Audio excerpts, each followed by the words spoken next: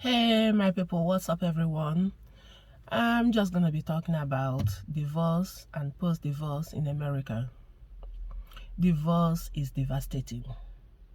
It's emotionally very, very devastating and psychologically draining. I don't wish divorce to my worst enemies. It's even worse in America. Sometimes, couples think that, once there is divorce, everybody will go their own way and, I'm going to get away from this person that is getting on my nerves, that pisses me off all the time, that I can't stand. Yes, you're going to get away from them. You're just not going to be living in the same house with them.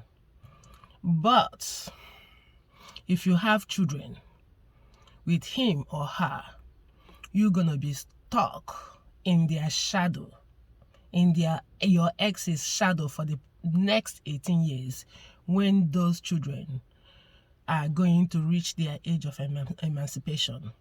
I don't know where you are in the world, please note on the comment your country, the country where you are watching from.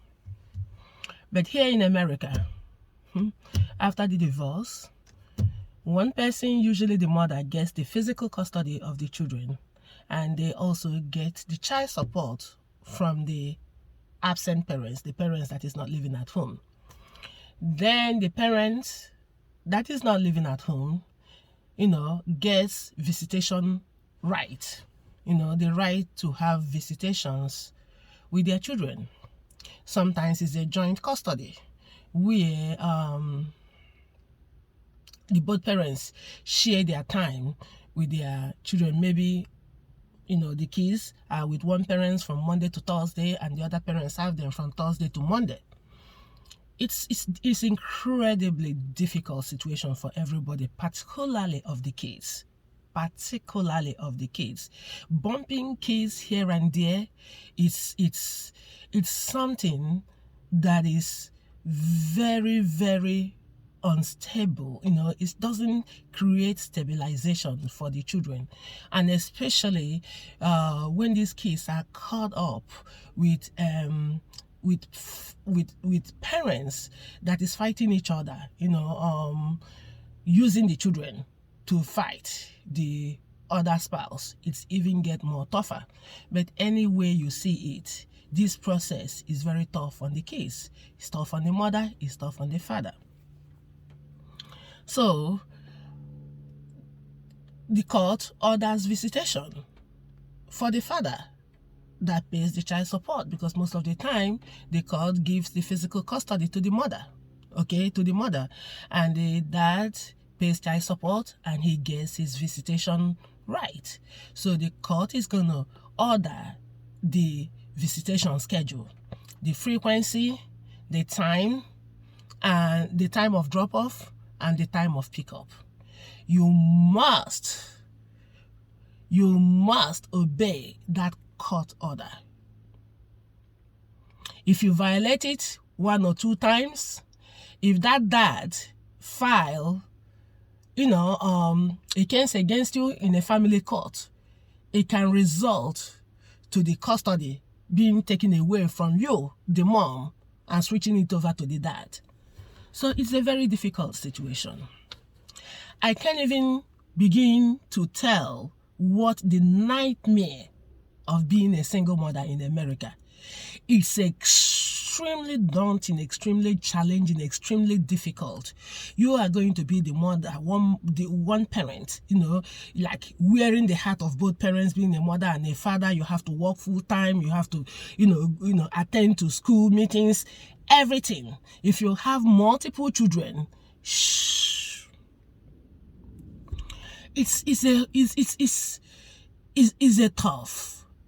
a tough situation that I will encourage every parent to evaluate.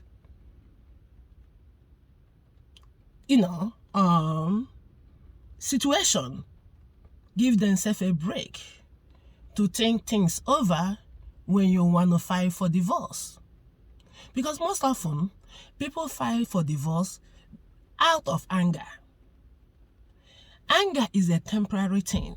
When you act out of anger, you're going to live with the backlash and the impact of your action, the action that you took when you were angry. So that is why, I will encourage parents to calm down. Just the separation don't hurt. You don't have to file divorce right away. You can live separate and apart for a year or two while you try to work your marriage and reconsider things. Okay? So that way, to be able to give your children the stability they need, instead of bouncing them up and down, getting different contradicting instructions from both parents, contradicting training from both parents. Dad say this is not okay. Mom say it's okay. My heart breaks for all children who has to go through this process. So, divorce isn't something we can just go, boom, to the court to file divorce just because we are angry, just because of our ego. We want to show who is in control. It's not about it. Put your ego aside. Put your anger aside. And think about the long-term implications to the minor children and even you and the other spouse. It's not as easy. Even if you go ahead to remarry, it's not as easy, because sometimes when you remarry, the new spouse might put you in a situation where you have to choose between her or him or your children from the previous marriage. No parents want to be put in that situation. And if you continue to give time to your children, to spend time for your children, then the second spouse or the new spouse might get upset, and then you begin to have problems with that new spouse. So these are the implications of divorce. Divorce is not as easy as, okay, I got my paper, I got my divorce, now let him get out of here, let her get out of here, I'm going to have my life. No, you don't. As long as there is children in that marriage, you are indirectly hook on with the other ex until the children gets to the age of emancipation, which is 18 or 21.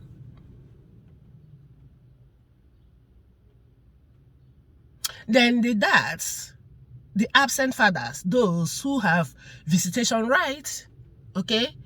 If you have a visitation right, and you think, oh, I don't have to, I'm just going to show up when I'm going to show up, you are writing your own story. Okay? When the kids don't even see you, so anything their mother is telling them, they're going to buy it, because they're not seeing you in their life. They're not seeing you. They can't tell who you are from your presence, your attitude, or your behavior towards them. So whatever their mother said that you do, or however their mother paint you, is what the children accept, because you didn't give them opportunity to also get to know you, so that they can be able to push back or challenge their mother when they say certain things about you that they think is not true. And if you don't show up, the kids are going to use it against you. Be sure to lose those children when they grow up, because they're going to say that you are a deadbeat father who's never around for them. So for the dad, it's not even easy to move on. Oh, I'm going to move out of state. I'm going to move on with my life. If you don't show up, being part of your children being part of raising them, count yourself out. Forget those children. You will lose them forever and ever. And it's a hard consequences. I don't think any responsible father want to even, try. On the mother's side, you are stuck with children. You are the single mother in the house. You have to work extra hard, raise the children. I mean, I cannot even describe the nightmare, what it means to be a single mother.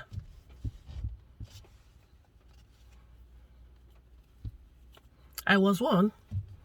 I got divorced when my son was 1 year old, and he's 23 today. I have to raise him all alone by myself. I have to sacrifice everything for him. Give up thoughts of remarriage because I cannot be put in a situation where I am limited on what I'm going to do for my son, or my accessibility or availability for my son. I don't know how those mothers do it, but I just cannot do it. So I choose to be there for my son and raise my son and give him the best of everything that I can, especially when the other parents is not that much involved. So that being said, I just watched a video, Kora Obidi's video. Kora Obidi is Nigerian dancer, professional dancer. She's my sister. She's my sister girl from Nigeria, and actually from the same tribe, Igbo. So just for the information of Kora Obidi's fan that might come for me, attacking me, I saw the video of my sister when she dropped off her keys for her husband. She was so sad, very depressed, and she said that each time that she has to drop off her keys, each time that she parted with her keys, she feels that, how did she use it again? Use the word again. She feels that, life is not worth it again for her. That video broke my heart, and I cried. I completely understand the situation she was. She said that each time that she dropped her keys, she sank down into dark places. I understand. I completely understand what she meant. I can feel her, and I cried. She's just a young woman. She just came to America, not even up to 5 years. I don't believe she's been in this country for 5 years. And here we are. She's going to be a single parent of 2 kids. And this drop-off and picking up is going to be ongoing until those kids get to 18 years. And I look at it again. And I was like, I really wish I can talk to my sister, Kora, my Nigerian and Igbo sister. I think I sent her a message on her messenger. She's yet to respond to that message because I want to encourage her. I want to encourage her in this journey, lonely and thorny journey of single parenthood. I don't think she's divorced yet. I think they're just separated, and I think they have their case in court. But if I have to advise my sister, I will ask them to pause, to put a brakes to the divorce proceedings. They should calm down, maybe give themselves time enough while being separated to think things over. Kora haven't seen anything yet. What if when she wants to visit Nigeria or take the keys to her parents in Nigeria and Justin will block it by not consenting to obtaining passport for those kids, or consenting to her taking the kids overseas. Because once the kids are minor children, the law is in America is that you have to have the consent of the other parents before you take children out of the United States. And most ex-spouses can be very, very vindictive. So they will just not consent for no reason but to spite you. What if Cora have a better opportunity in her profession in Nigeria? What's going to happen? So this is the way divorce can limit anyone involved in many ways. You can't go too far from your children. Your schedule has to be around your ex and sometimes what they can consent to. So at the end of the day, you got a divorce, but actually you are still operating on the shadow of the person you want to walk away from.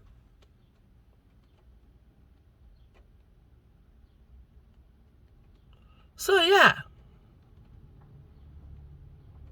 I am not in her shoes. I don't know what she's going through. I don't know what anybody's going through. All I'm saying is sometimes separation, while trying to work on your relationship, separation might be a year, 2 years, or even 5 years, while you're trying to work on whatever the challenges that you are having, whatever the situation, okay? People can go to counseling, people can go to anger management or whatever. It can be done. But this time, people are very quick to file for divorce and very quick to hit the door. And what happens to the children? Then it breaks my heart, again, back to Cora, her children, especially her baby, that is not even up to 3 months, being bounced up and down, staying late up in the night, it just breaks my heart. It just breaks me. If it is anywhere possible that the parents can try to work their differences, okay, and just taking divorce as a last resort. Not just because we are upset about something, you file a divorce. And that's, unfortunately, this is what we are, seeing these days. But anyway, thank you so much for listening to me. That's my thoughts about divorce and post-divorce complications in America. I lived it. It's a nightmare. I wouldn't want my worst enemy to live it. If you want to go through that route, make sure that it is something worth your divorce, not just because you are not fully controlling anybody, or because you expect somebody to shut the heck up when you are talking, and when they don't shut up you run to get a divorce. The life is not like that. The person, life, you cannot get everything that you want in a marriage. And in a marriage, okay, both of you are two people from different background, different orientation, different ideas, totally different thing altogether. It's just two different entities coming together trying to work a life. It requires patience and tolerance. If you divorce one, how are you guaranteed that the second one that you're going to get is going to be better than the first one? But anyway, this is my opinion. I wish my sister girl Cora the best of luck, but I will say to her, please, sis, hold your head down, try to work things out. I'm not saying go live with anybody. You both can remain separated while you try to work your differences to see if there's any way you can mitigate this divorce. Okay? Many people will be cheering you on and egging you on social media. They have no idea what life looks for you as a single mother in America. I am praying for you, my sister. It is not easy. I've been there. So, yeah. Re-examine things. forget about your followers and your fans egging you on and cheering you and saying us. At the end of the day, you are the one that's wearing the shoes. You are the one that knows where it pinches. Okay? So, everyone, shield their ego and have a real conversation about your life and about your kids. Thank you so much, and thank you for your time. Have a good day. Bye.